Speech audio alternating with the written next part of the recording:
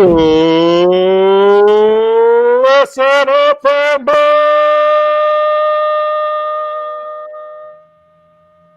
This is the Fanboy Podcast! And here's your host, Derek McCaw. Hey, that was great. We've missed that. This is Derek McCaw, editor-in-chief of fanboyplanet.com. My ears are still ringing. And so maybe we should change it to watch up. I don't watch out, fanboys. I don't know if we're going live on video, but it's so great to have our announcer Nate back. And of course, somewhere I think on Batu is Asgard. Oh, I'm sorry, because really all I see is there. Oh, yeah, okay. But tell us who you are, Rick. I'm Rick Brett Snyder. All righty, and we are here at the Fanboy Planet podcast going live stream. And so thanks everyone who is here, and thanks you guys for joining tonight to talk about comics and mostly comics. But of course, I also want to say off top, of course, that anything we talk about comics-wise in particular on tonight's podcast, which you would like to own for your very self, and you cannot find it at your local brick and mortar store, you can use the Amazon link on each and every page of Fanboy Planet, and we are affiliated, so we get it may generate revenue for us. Once again, though, we do prefer that you go to, if you can, a brick and mortar store, as comic shops. So I want to say up top, then, I go to Earth 2 Comics in Sherman Oaks. Rick, where are you going? Hijinks Comics in Willow Glen, California. And Nate? Earth 2 Comics in Northridge. Okay, well, all right. So, actually don't go there anymore. I have them shipped to me. Oh, okay. Well, that's interesting. And I want to also, I also want to give. We have Nate back for at least this one podcast, and we have missed him so much. But it's partially because he's been managing a restaurant in Santa Clarita. So I want to run that by. Nate, tell us where you're working nights. Wicked Chicken when? I'm working Wicked Chicken every night except for the nights I'm off. That makes perfect sense. Okay, yes. And you're open till 9 p.m. every night if you're in the Santa Clarita area. 9 a.m. to 9 p.m. every day during COVID. Once all these restrictions are lifted, will be 8 to 10 and 8 to 11. Friday and Saturday is 11.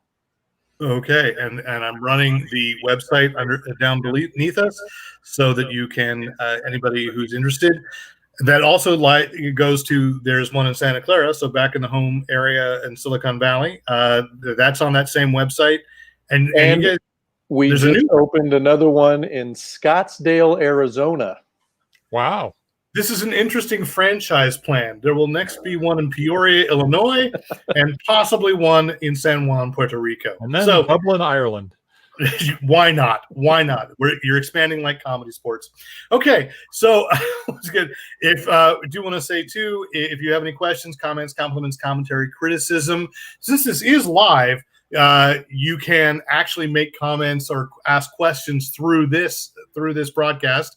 And but otherwise, you can write into editor@fanboyplanet.com. That's editor@fanboyplanet.com. As well as you can join the conversation on our Facebook page. Some of you may be watching this on Facebook Live on the Fanboy Planet page. You can follow us on Twitter, and you can follow us on Instagram, all at Fanboy Planet. So here we go. And before we get into the pick of the week, I actually realized that there was a news item that happened while we were kind of away or muddled. Yeah. I'm monitoring the Facebook page, so if anybody's on the page, they can comment there, and we can read those comments aloud. All right, perfect. Thank you. That's great. So good. And yes, and Rick made a comment on the YouTube that on the YouTube, I sound like I'm 70. Because I believe you can comment through the Facebook page too. You can. So there we go. We missed this item, and it was of particular interest to Rick. And I don't know if you caught this, but Condé Nast, who controls all of what used to be Street and Smith, which means Doc Savage, The Shadow, Spider, G8, announced a couple of weeks ago that they are reviving The Shadow in modern novels by novelist James Patterson. So they're going to, who is actually, James Patterson is really more of a machine. He has several ghostwriters as well, because no one can actually write and publish a new novel every month. So, he's got people that are James Pattersons. I don't know. You make it sound like he's from the Mojo verse. He might be. Anyway, what is interesting about this is that they have identified someone, an editor within Condé Nast, who is in control of what they call their superhero verse. So first to the Shadow, then we're going to get Doc Savage, and I'm scared of modern novels of these, but I thought it was worth mentioning. Had you heard that, Rick? I had heard that. I hadn't looked into it or touched base with my Shadow peeps. Rick's shadow government, if you will. Yeah. So yes, I knew it. Yeah, it's nice to see it coming from Condé Nast. Will Murray got permission to use the Shadow in two Doc Savage novels, in his Wild Adventures of Doc Savage series. So, but if we can get somebody interested in just pumping out some Shadow books, that's cool. Yeah, and yes, Will Murray had used them, but as we noted, I think back in December on the podcast, they were pulling all the rights back to all those characters because Sanctum Press, right? Was that Sanctum? Sanctum was the publisher of the magazine formats, the reprints of the original magazine covers and interior art and such. Yeah. Okay. So anyway, that's what's moving forward. Want to do a little bit of a truncated show tonight in that there's, mostly we want to talk comics because one, we have Nate back, and it's been so long since he's recommended one of the 2 or 3 titles that he is obsessed with. So I'm going to go. This is the pick of the week. We no longer do what's in the bag, but we can for you because you're right here live. Do it. What's in the bag? What's in the bag? Excellent. Thank you, Nate. That is so exciting to have that back. So since we haven't had you in a long time, Nate, I'm going to assume, I think we talked a little earlier today, and you said you hadn't been in the shop last week, but that you were the winner of a great book, and I don't know. I'm going to give you 2 choices because you mentioned 2 that I know you want to tout. So it's true. I'm going to talk about the one that I won. Yes, because I won it. Can't argue with that logic. No, you can't. This is a red foil. You can kind of see it. Yeah. Negan Lives. As we know, The Walking Dead ended, and there were some loose ends.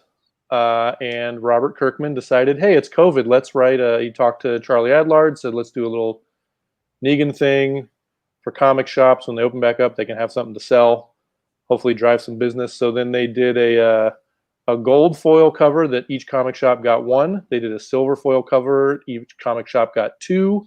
They had a regular cover. You got as many as you wanted. And they teased this red foil cover, and nobody knew what it was, how it was being distributed. So on Twitter, Robert Kirkman had mentioned, hey, you guys should follow Sean Kirkham. He's one of the Image or the Skybound promotional guys. I think he's like a president of something. And I already followed him, but he randomly chose Twitter followers. He said he just put it in a random generator. And I just happened to get a DM one day, and it said, I think you caught red foil fever. I need your address. And I was like, wow, all right, let's do this. I didn't, there was no contest. He didn't have to do anything. It was literally just people that followed him randomly got selected. So I don't know how many of these exist, but it's supposedly less than the other 2 foil covers.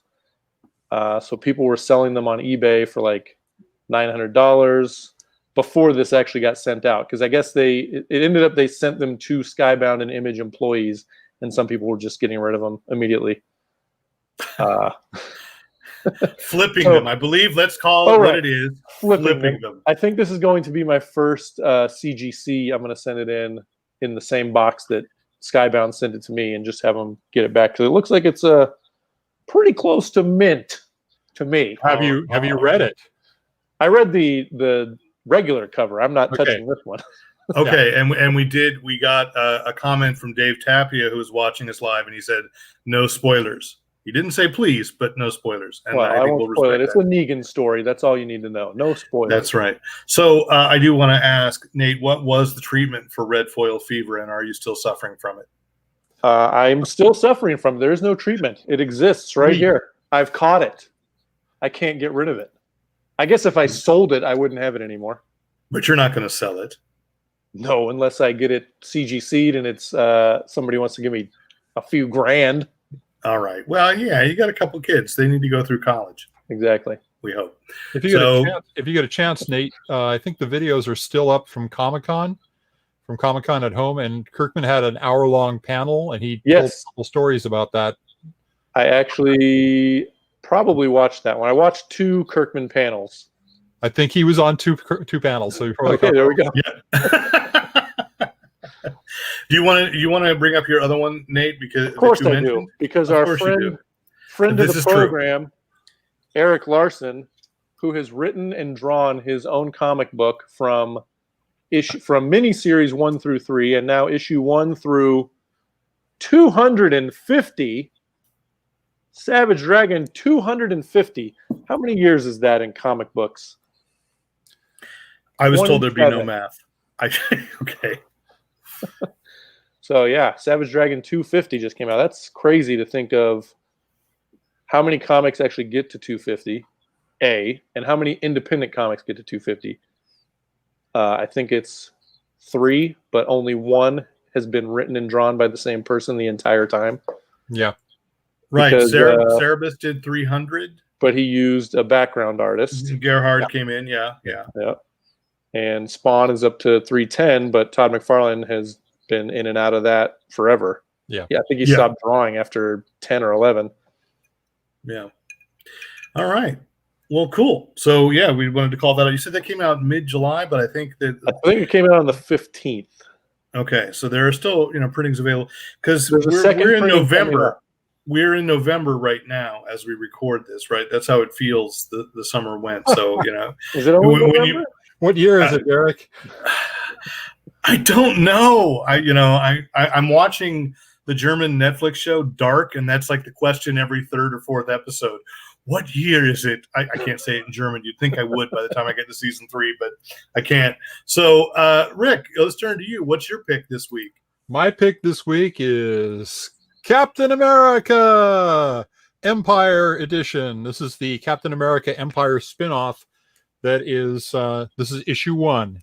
Okay, so it's not an actual regular part of the Captain America storyline. Well, I don't know. They've been integrating the Fantastic Four very well. I'm behind on my regular Captain America books, but it doesn't matter. It's part of the Marvel universe, and apparently stuff that comes out of Empire is going to affect the whole Marvel universe for some time to come. So that's at least their tagline when they talk about it to the press.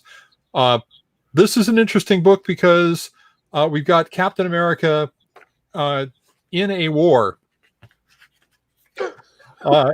He works best in that circumstance. Yeah, and if you have been following, without deep spoilers, the whole thing of Empire is the Kree and the Skrull have joined together, and they are fighting the common enemy, which is Earth, and the celestial Messiah and his plant-like Kotati, which apparently the Kotati are part of the origin of the Skrull-Kree War. We get a little retcon backstory early in this thing. What's interesting about this book, I mean, you have Captain America and some regular grunt soldiers who are thrilled to be the modern. They nominate themselves to be the modern day Howling Commandos, and we have not only a pretty nice little military story in here, although I do have a little trouble with. At one point, the guys are saying, Cap says, "Are you ready to go, soldier?" And the guy says, "Up to it. They're just salad people, sir." And that kind of rang badly to me, because we know when soldiers say something people, that kind of grits the wrong way. I hope Cap gave them a stern talking to.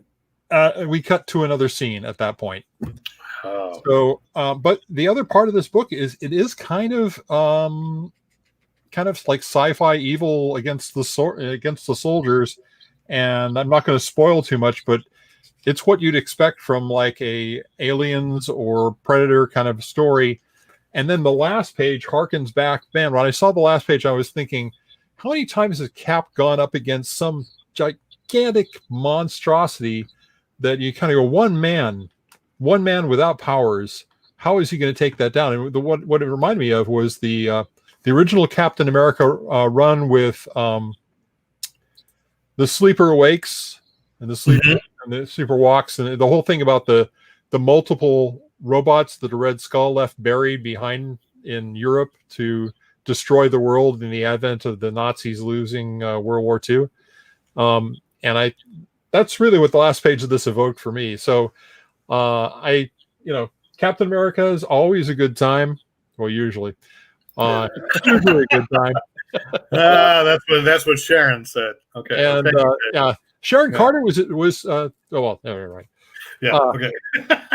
so this again, this is the way to do the crossovers, by introducing a separately numbered sequence of books that are just tied directly to the crossover story.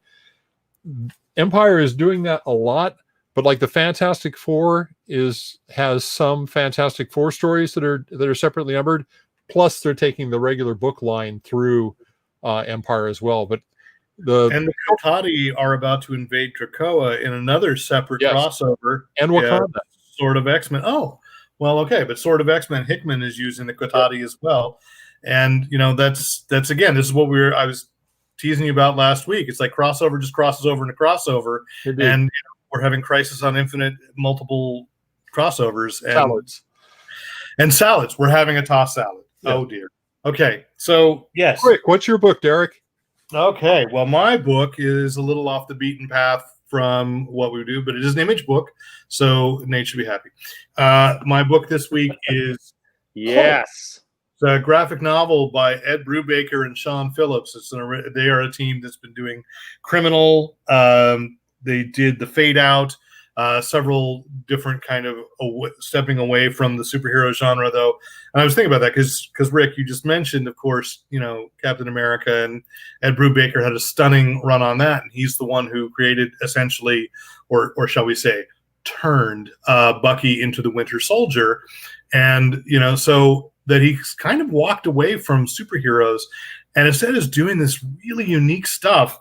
And so this one, Pulp, starts as you are getting kind of a pulpish Western in the set in like 1888, and then what happens is it's actually a story from a pulp magazine, and you meet the writer, who is this old man who is just getting by as a pulp writer. And I thought, okay, well, this is an interesting look in the 30s of that lifestyle and what it was like in New York. And I should have known better from Ed Brubaker. It becomes something else entirely, where his past is kind of coming back to haunt him and why he's so good at writing Western pulps. And at the same time, it's interesting using a lens of the 30s, really kind of focused on us today, because it is, the pulp magazines at that time are going the way of, what people are afraid of the comics industry going right now. And at the same time, what he gets drawn into is getting mixed up with Nazis, with American Nazis, the Bund, in the 30s. And I know I've seen a lot of articles recently because, of course, I deep dive and go down rabbit holes and get there. And the comment that I've been seeing on Facebook most often in the past 6 months is, wait a minute, there were American Nazis in the 30s? And I think, well, if you read comics, you knew that because David Avalone had done that in the Twilight Zone Shadow crossover from Dynamite.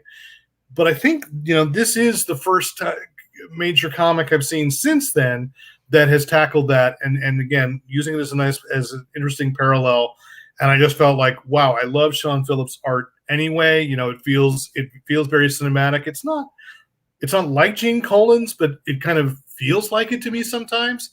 Like I'm seeing real people when Sean Phillips draws. Even though it's a little scratchy, it's a kind of magazine illustration style, but I love it. And I can't, I picked it up because Chris Kohler at the Northridge Earth 2 had said, "Oh my God, everybody's got to read this book." So when I went into Earth 2 last week, I said, "Okay, I got to pick this up," and it was a tremendous, tremendous recommendation. So I've read, didn't read all my comics last week, but I made sure to read that one, and I'm really glad that I did.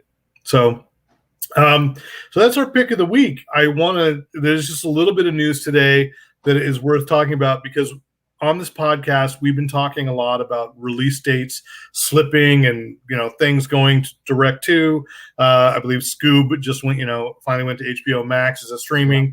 Nate, have you seen Scoob? You have kids. Not seen Scoob yet, no. Okay. We're focused on Harry Potter and Star Wars right now.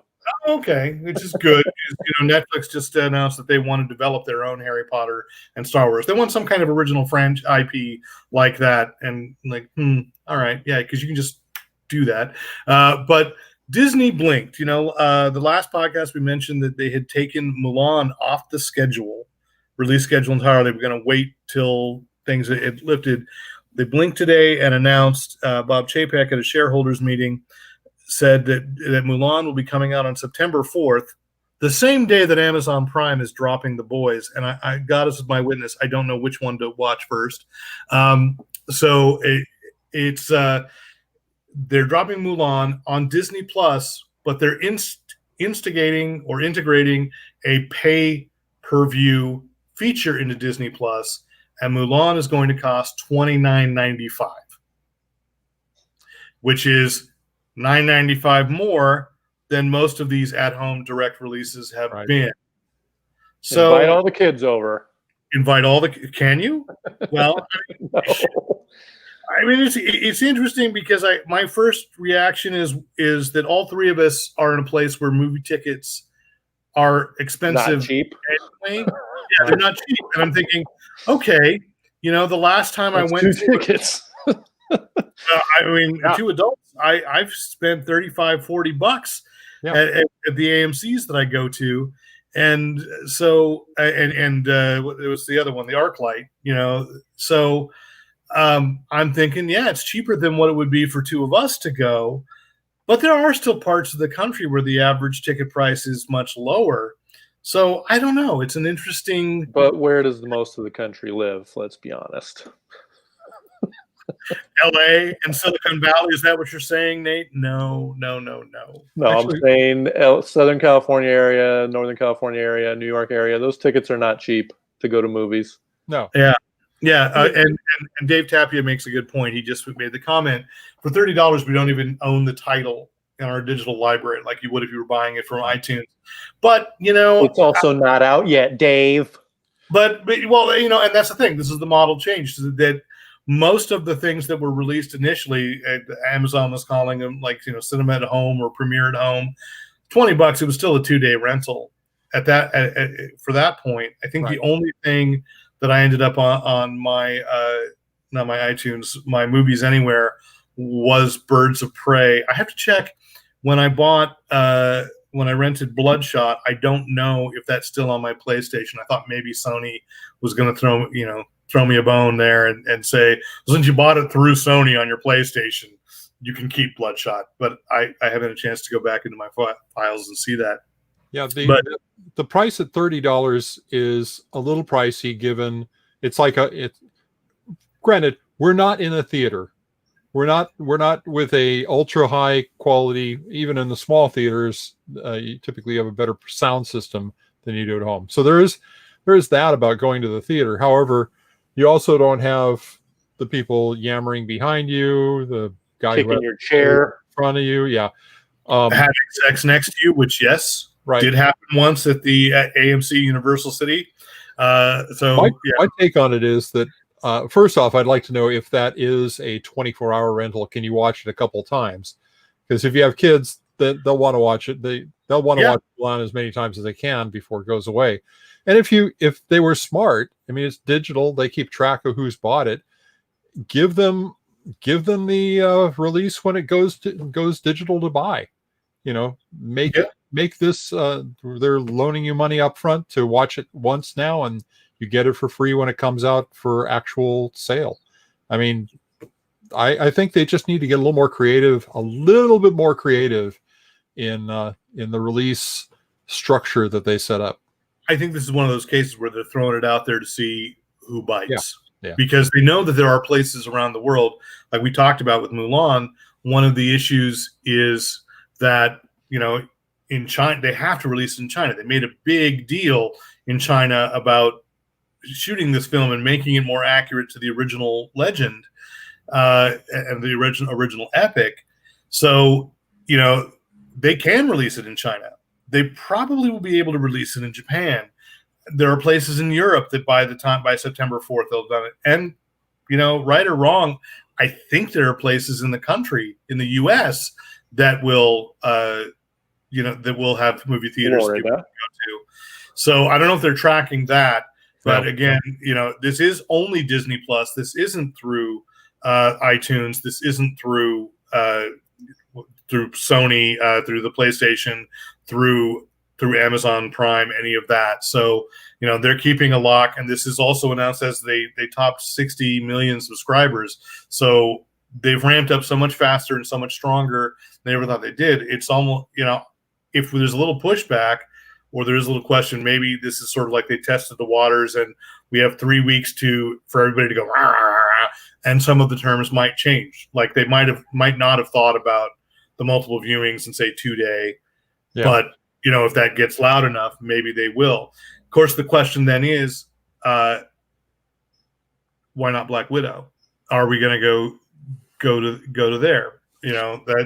Black Widow probably isn't considered a family film. So no, but I don't consider any of the Marvel universes really.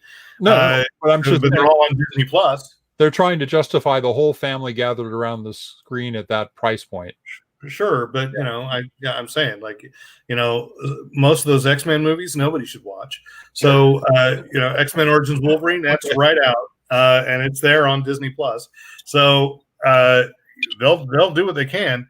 As I think I mentioned last week, Dave Tapia had pointed out to me that like New Mutants they don't want to release because the Fox deal contract, which hasn't expired yet, it has to go to HBO afterwards. So they really. They're counting on being able to make some theatrical, but we'll see. And again, as I said, all those New Mutants will be in their 50s by the time that film is released finally. And, that's okay because a wolfsbane wears many faces. New-ish mutants. Yeah. Anyway, so I did get one question back to comics, and that's Sharnold, which is so exciting to see Sharnold again, which is that he asked if Pulp is a done in one or ongoing, and it seems to be a standalone. However, as I suspect that some of Brubaker's other concepts have been able to lift into other people, to other characters, I wouldn't be surprised if there are others in the vein of Pulp, and that it would be called, under that as a catch-all title. So we're coming up on the half hour, and so is there any other questions people have before we decide? I have a quick question. Do you guys both have circle lights or something? My lighting is terrible and yours is great. No, I'll tell you a trick. If you've got a decent sized monitor, just make sure that you've got a window behind your video window that is all white, and that will actually project a lot of light at you. I will also say that Rick actually is a fulgent. He glows from within, and that's part of the problem. But yeah, he's an introvert, and he's been charging up. The batteries are growing large, and pretty soon he's going to explode. So if you are in somewhere in an undisclosed location, San Jose, get out. Yeah, thanks. That was starting to look really Invasion of the Body Snatchers, Rick. Really appreciate that. But yes, Nate, I do have a ring light on. So yeah, nice. Yeah. But thank you for noticing. Okay.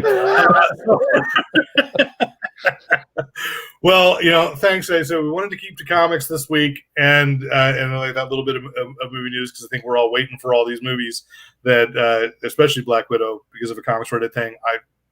Maybe Warner will do that with Wonder Woman 84, because we're getting really close to the fall release schedule that used to look like the June release schedule, and I wish we just wash our hands of 2020's releases and be going to the movie theaters every weekend of 2021. I don't know. Yes, Rick. I did get some notice that is comics related, a comics game crossover. I think I mentioned this before, but we got a release date on Cryptozoic's DC deck building game, Dark Knight's Metal, which looks to be one of the more exciting expansions to that very good. You've played it, Derek. I know that you played it at our house. It has, as you'd expect, it's got this kind of new takeover mechanic now. That's going to be available August 12th. Okay. You can do if you pre-order it through the Cryptozoic web store, you get a Clayface promo. Ooh. Well, and DC Universe Online seems to be being invaded by Dark Knight's Metal as well. If you're still playing that game, every 2 or 3 months I go back in and go, I can't play this game, but it's free, so that's okay. So thanks everybody for tuning in, and once again, if you have any questions, comments, compliments, commentary, criticism, write into editor@fanboyplanet.com and let us know what you think about the video version of this. This will be an audio as well. But we just wanted to see what we could do with this format. So, and great that we happened to pick a night that Nate had off, and he has a busy Zoom social calendar tonight. So it's like, okay, we'll keep it short so Nate can get to the next thing. Mr. Costa, so busy and popular. So great to have you back. I'm Derek McCaw, editor-in-chief of fanboyplanet.com. He looks like a drunken Mickey Mouse right now. I know, that's what I said up top. Yeah. No, this way. No, this way. Now it's like a dark angel. Okay. I'll say it again. I'm Derek McCaw, editor-in-chief of fanboyplanet.com. I'm Nick Costa. And I'm Rick Brett Snyder, reminding you to use your powers for good. I don't know what it is. I'm not even supposed to. See, this is the problem with the live version. Hey, good night, everybody. We're gonna vetch to each other off screen. You should subtitle that when it comes out. Is this still only for good, or is it just use your powers for good? Use your powers for good. And I just messed that up. What happened to only? What's wrong with only?